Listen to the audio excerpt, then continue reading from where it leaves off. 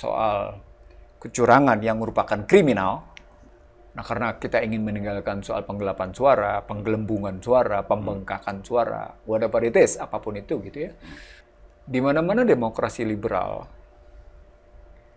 itu isinya kecurangan.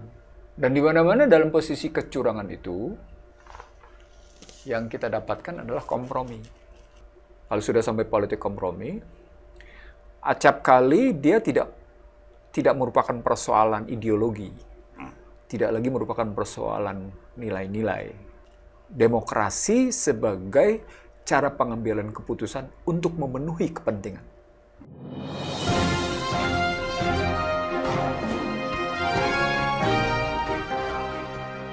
Jumpa lagi di Ruang Publik bersama DDM. Saya menunggu orang yang memiliki kompetensi bicara ekonomi politik. Dan lama saya menunggu, dan alhamdulillah sekarang saya bertemu dengan beliau dan hadir di sini untuk memuaskan dahaga kita semua tentang apa yang terjadi sekarang ini. Ihsanuddin Nursi. Thank you sudah datang di DDM.net. Sama-sama Kang Deddy. Aduh, luar biasa. Biasa aja Kang. Bang, coba kita berandai-andai nih. Ini kan lagi terus berjalan lah soal kecurangan ya, pemilu yang sudah diputuskan atau dinilai sistematik, kemudian masif gitu, terstruktur gitu. Kita lupain itu dulu. Seandainya Prabowo itu jadi presiden dengan Gibran, kemudian orang sekarang menduga, nih Prabowo sudah dekat-dekat lagi sama mantannya Bu Titi itu. Kemudian orang sebagian meramalkan jangan-jangan dinasti ekonomi, dinasti bisnis Soeharto, keluarga Soeharto ini bisa bangkit lagi. Apa iya gitu? Oke, pertama karena tadi kita ingin meninggalkan soal kecurangan yang merupakan kriminal. Kriminal ya? Merupakan kriminal. Kan kalau dalam bahasa hukum pidana, itu bagian dari namanya penipuan. Penipuan, penggelapan. Iya. Bagian dari penggelapan. Nah, karena kita ingin meninggalkan soal penggelapan suara, penggelembungan suara, pembengkakan suara, whatever it is, apapun itu gitu ya. Tapi yang harus kita pahami, di mana-mana demokrasi liberal,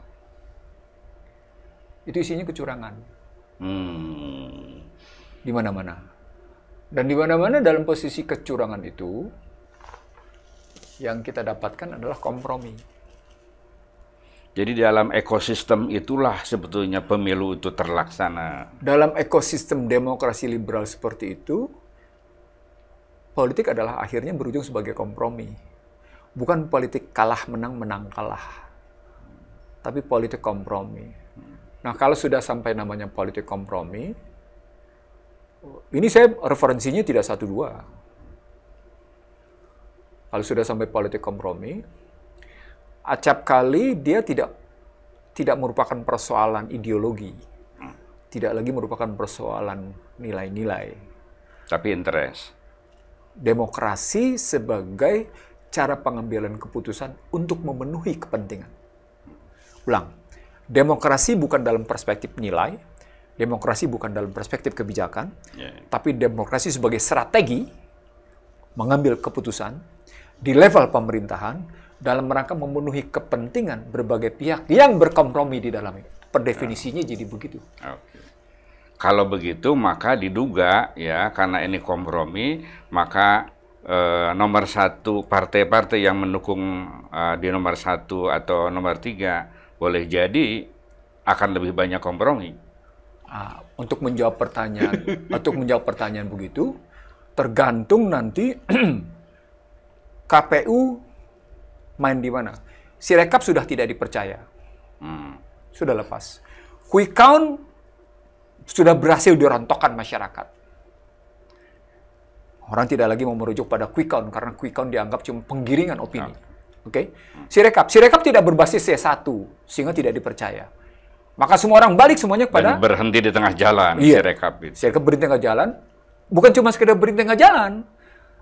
Sampai akhirnya relasi antara C1 sama Sirekap dianggap sebagai kesalahan input. Itu kan konyol. Bagaimana? Itu kan kesengajaan, bukan kesalahan input. Di tengah yang namanya C1-nya sudah dimanipulasi. Angka 086 menjadi 886, angka 46 menjadi angka 146. Kan aneh gitu posisi. Nah, itu mungkin menguak ke permukaan. Nah, kalau itu ceritanya, maka KPU harus menunjukkan normatif nih jadinya. Harus menunjukkan reputasi dan kredibilitasnya. Karena nanti andai kata KPU menjadi lembaga yang cuma sekedar membenarkan lembaga survei, angka yang dia putuskan mendekati dengan hasil lembaga survei, maka sebenarnya sudah kelihatan pemilu adalah sebuah rekayasa. Ketika disebut sebagai rekayasa, dalam bahasa positif rekayasa, dalam bahasa negatif kecurangan. Jadi KPU itu melegitimasi. Melegitimasi kecurangan. Dan dalam catatan sejarahnya adalah manusia-manusia itu yang membenarkan kecurangan itu. Artinya, ini keputusan yang akan dia bawa bukan di dunia, tapi dia bawa mati. Saya ulang, dibawa mati. Dia harus mempertanggungjawabkan pembenaran atas kecurangan itu. Itulah yang saya masalahkan kemarin pada 2019. Pada 2019. Itulah yang saya masalahkan pada 2014. Itulah yang saya masalahkan pada 2009. Sehingga saya menulis Reformasi berbuah krisis konstitusi. Kenapa? Karena dia bertabrakan antara the truth is the truth dengan namanya false truth. Kebenaran sebagai sebuah kebenaran berhadapan dengan namanya kepalsuan akan kebenaran. Gitu, false truth dan false truth. Jatuhnya begitu gitu. Nah, kebetulan ada referensi yang saya buku-buku yang melihat kayak gitu ya. Dan buku-buku itu bukan hanya bicara tentang bagaimana situasi demokrasi liberal di Indonesia gitu, tapi juga berbagai demokrasi liberal di negara lain yang jadi gitu, ya. Secara hipotetis lah sementara begitu. Atau ini sudah final kesimpulannya bahwa kemenangan Prabowo Gibran itu, kalaupun itu kemudian loloslah sekarang, yaitu presiden yang lahir dari kecurangan-kecurangan. Nah, ada dua problematiknya. Problematik utamanya adalah soal legitimasi. Kalau dia saya ngambil begini, ini saya masalahkan ketika dulu Joko Widodo teriak-teriak, timnya, nawacita bidang hukum. Saya bilang, kalau kita mau melihat nawacita bidang hukum, kita harus melihat dalam 3 perspektif. Yuridis filosofis, yuridis sosiologis, yuridis formal, atau yuridis legal. Kalau Anda merujuk hanya pada permainan politik di Indonesia yang selama ini basisnya kebanyakan yuridis legal, maka dia belum tentu ketemu dengan yuridis filosofisnya, dan belum ketemu dengan yuridis sosiologisnya. Apa poinnya? Hukum menjadi liar. Hukum menjadi alat pemaksa. Maka hukum akan melahirkan rasa ketidakadilan. Hukum merupakan penzaliman, karena dia tidak cocok dengan cita-cita kehidupan bersama, dan tidak cocok dengan kenyataan. That's it. That's point. Poinnya. Yang kedua, pengertian yang keduanya. Kalau dia basisnya melulu pada legitimasi, pada legalitas, dan meninggalkan legitimasi, maka pasti bermasalah.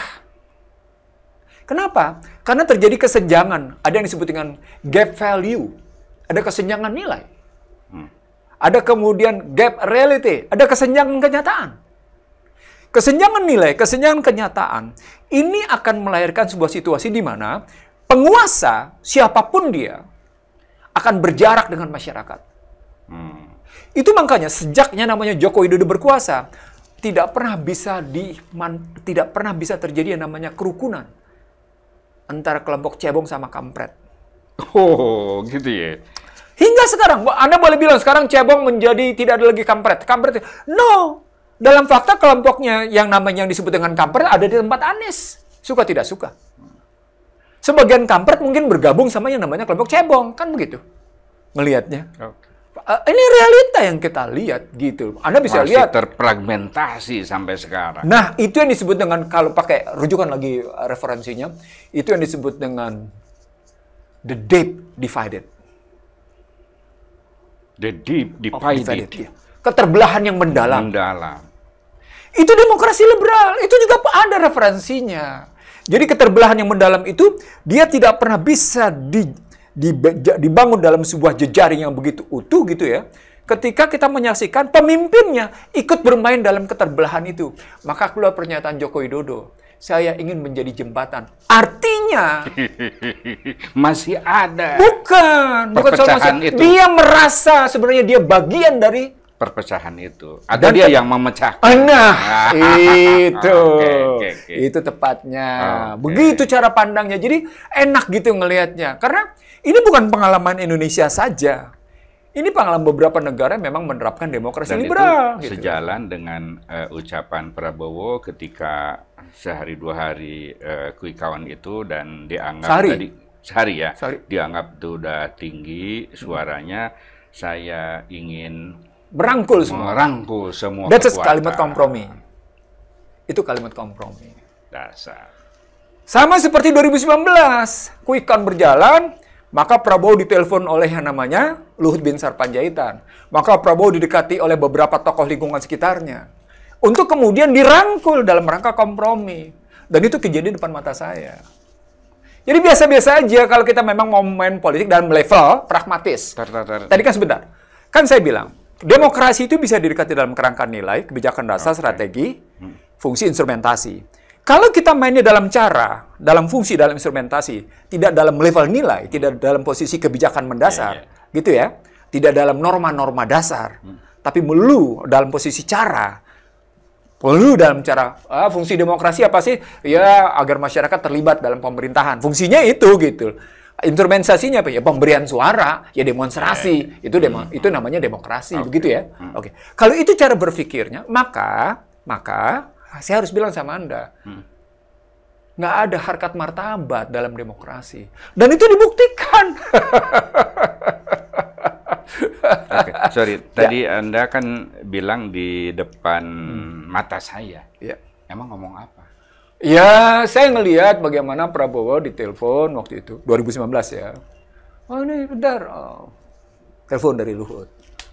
Gitu. Isinya tadi tentang bagaimana rangkulan.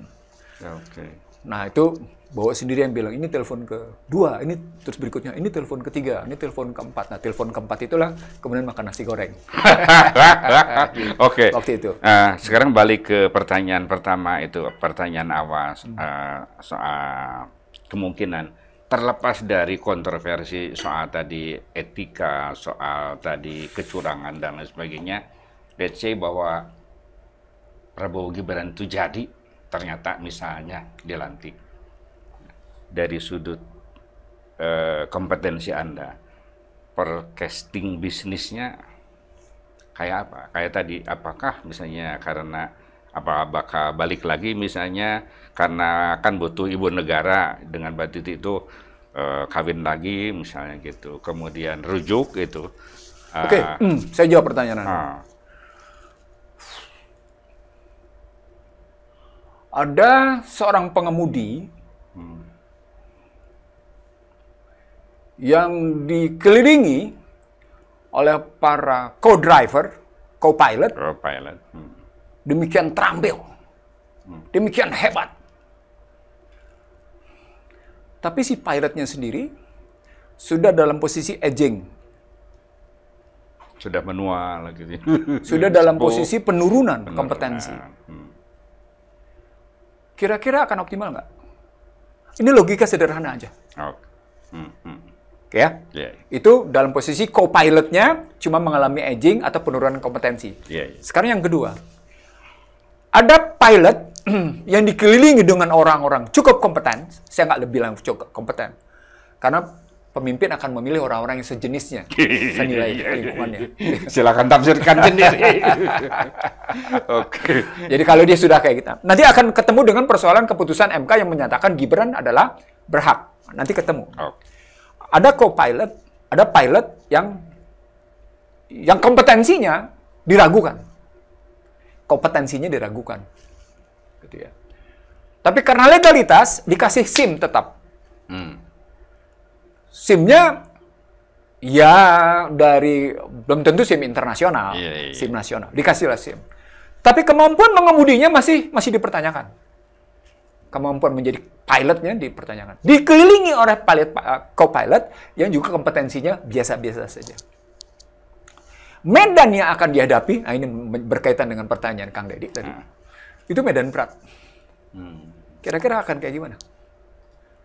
Di situ bukti bahwa sesungguhnya dari mulai kampanye pertama, dari mulai debat pertama sampai dengan debat terakhir, bahkan dalam beberapa pertemuan yang dipublikasikan, gitu ya, tampilan Gibran telah mempermalukan sendiri keputusan MK yang memperkenankan dia untuk dicalonkan. Kenapa? Karena Gibran menunjukkan tidak kompeten. Dari seluruh tampilan dia sendiri. itu. Dari tampilan dia sendiri. Dia punya etika tapi tidak punya etika. Oh, punya etiket tetapi tidak punya etika. Itu maksud saya. Gimana? Sedap kan? Publik perlu. Iya, dia begini-begini itu etiket. Oh iya, itu etiket. Tapi itu simbol yang tidak berhubungan dengan etika yang mestinya muncul dari publik. Karena dia tidak karena etika itu adalah nilai-nilai yang muncul dari kesepakatan masyarakat, dari realitas masyarakat. Nilai-nilai muncul dari realitas masyarakat. Dan perilaku dia bukan realitas masyarakat. Jadi tidak ada etika, dia punya etiket. Nah, ketika tidak ada etis tapi nusuk gitu. Problematiknya menjadi ketika dia punya etika tidak punya etika, pasti nggak punya moral. Kenapa? Karena moral nilai-nilainya datangnya dari agama. Sementara etika nilainya datang dari realitas masyarakat.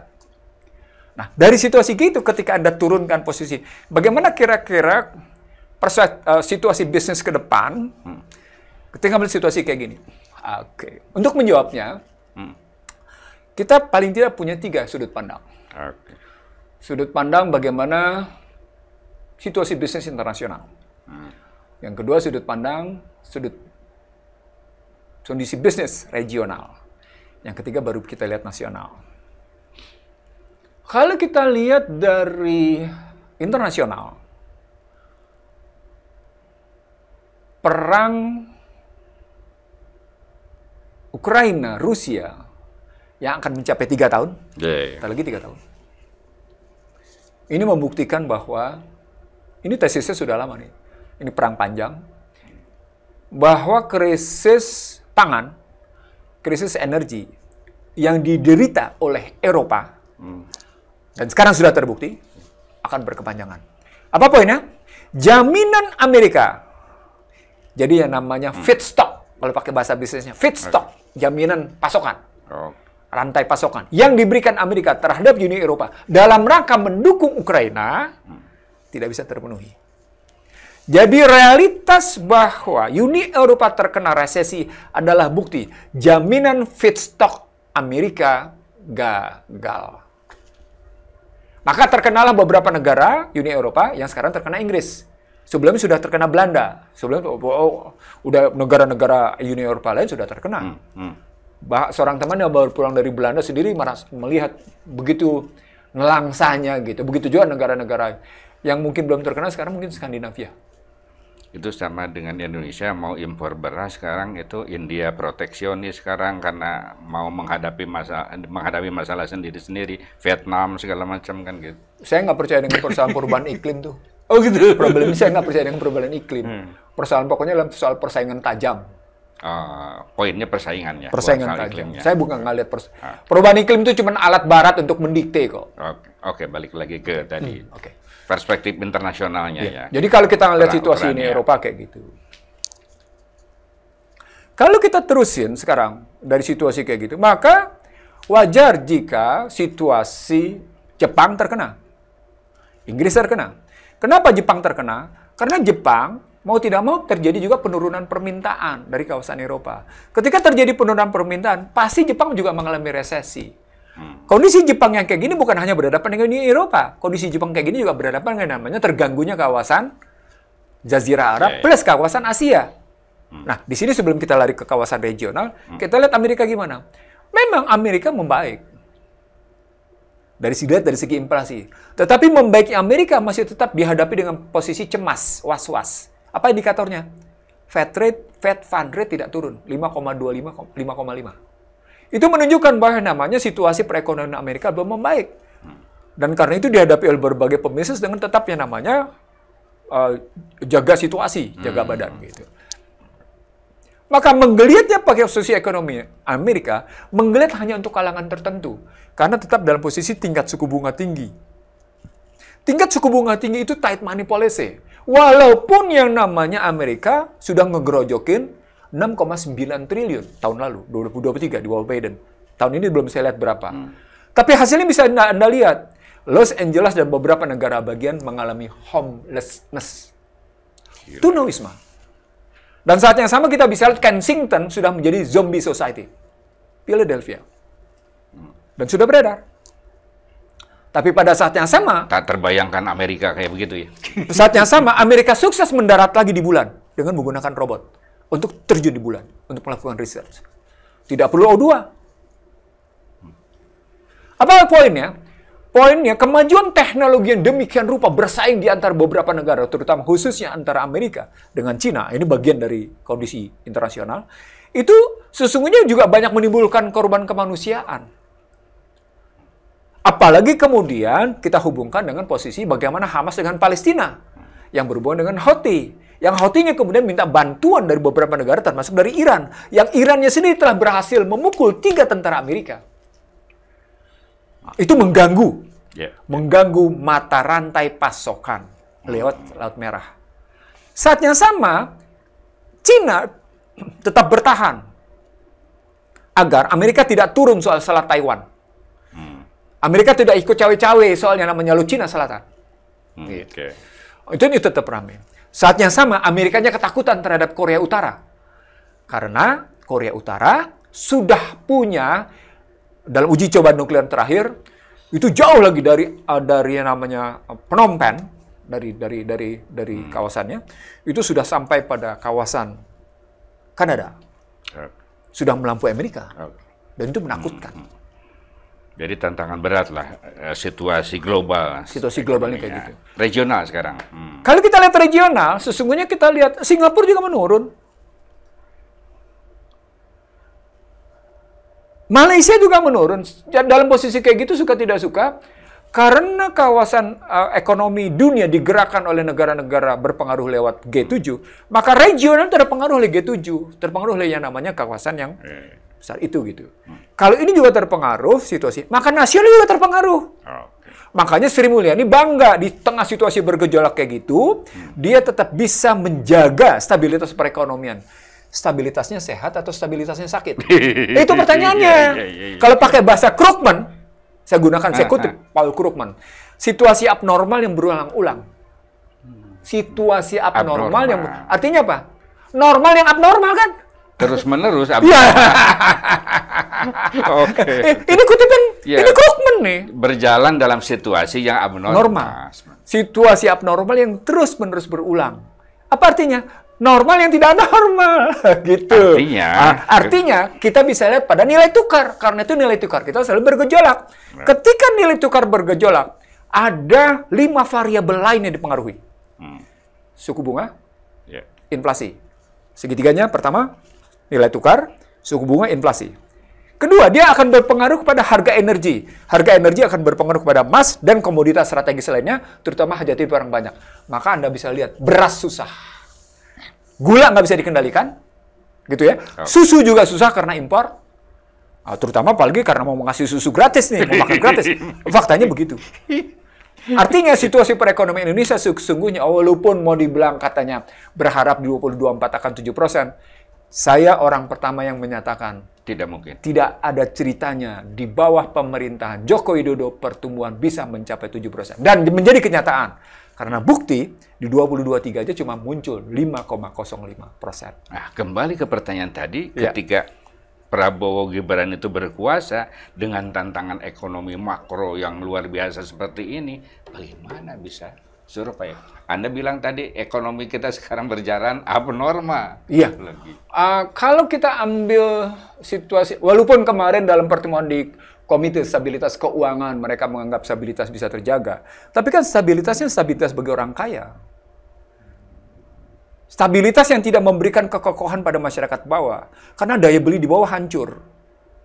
Jadi yang mereka bilang bahwa dalam posisi stabilitas makro itu kelihatannya stabil, ya Anda bisa melihat stabilitas makro stabil, tapi tidak memberi manfaat di bawah. Apa artinya?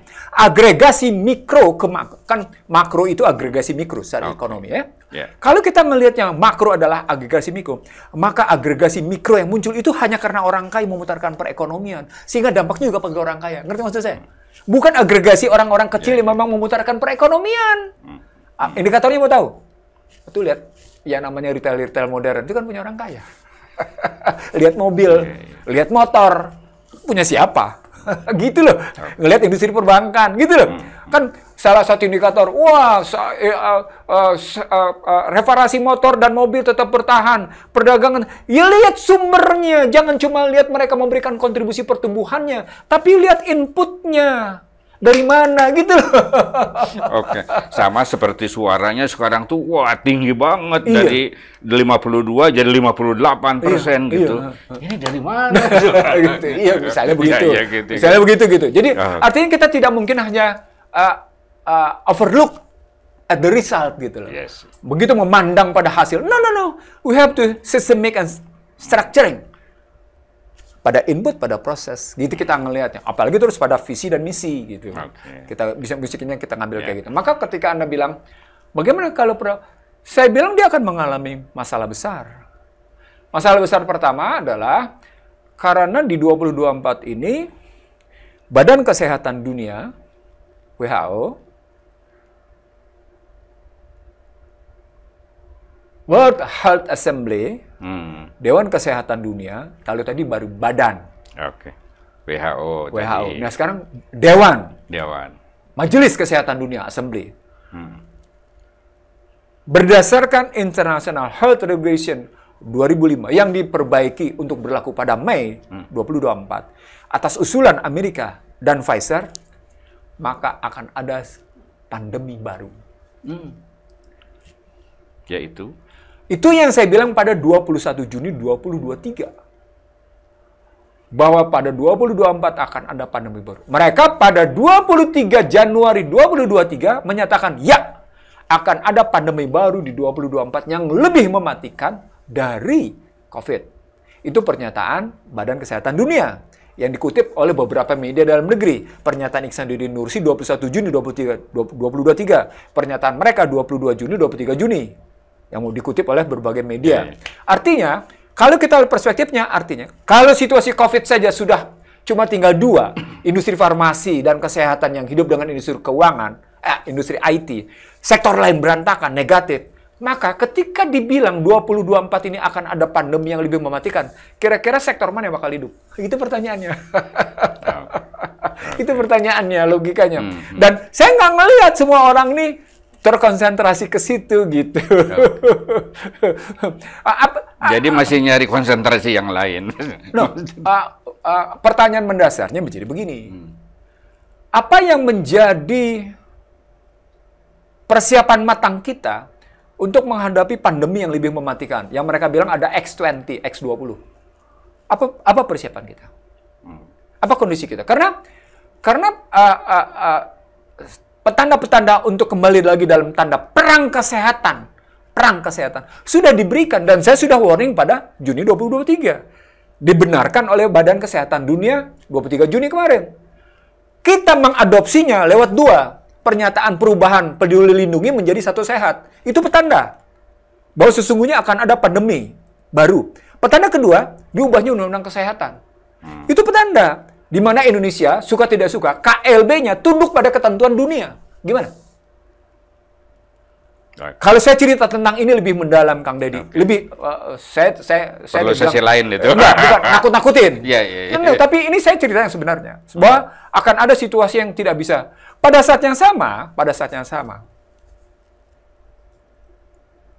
Maret nanti akan ada peristiwa jatuhnya Turki Utsmaniyah. Maret nanti akan menjadi petanda merosotnya Inggris, naiknya Amerika. Siklus 1 abad. Siklus 1 abad. Nah, kalau kita ngelihatnya begitu, maka sesungguhnya 2024 bukan cuma sekedar pada persoalan global pandemi, tapi juga ada pihak yang sedang mempertahankan posisi hegemoni di dunianya. Siapa? Amerika. Nah, ini kalau saya masuk ke dalam grup-grup pemikiran mereka gitu ya.